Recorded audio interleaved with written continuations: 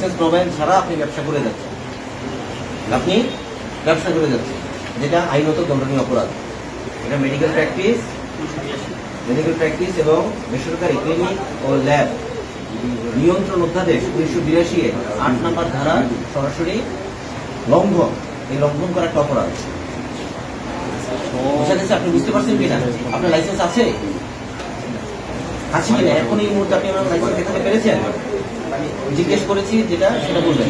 আমি আপনাকে এই মুহূর্তে আপনি লাইসেন্স পেয়েছেন, আমার দেখাতে পেরেছেন?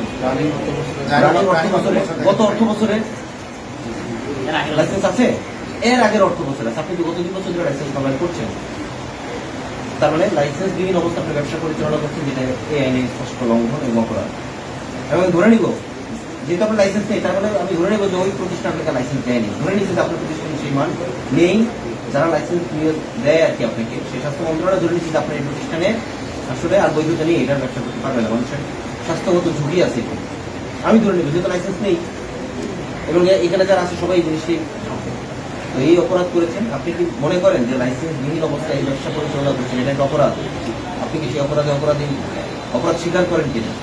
যদি অপরাধ স্বীকার করে থাকেন তাহলে এই আইনে, এই অধ্যাদেশে 1982 অধ্যাদেশে 13 ধারা, যেটা বলা আছে 8 ধারা লঙ্ঘনের অপরাধে 13 ধারায় আপনাকে 5,000 টাকা অর্থদণ্ড দেওয়া হবে এবং এটার সাথে সাথে আপনার এই প্রতিষ্ঠান লাইসেন্স যতক্ষণ পর্যন্ত না দেখাবে ততক্ষণ পর্যন্ত সরকারি অনুমোদনে এটা বন্ধ হবে।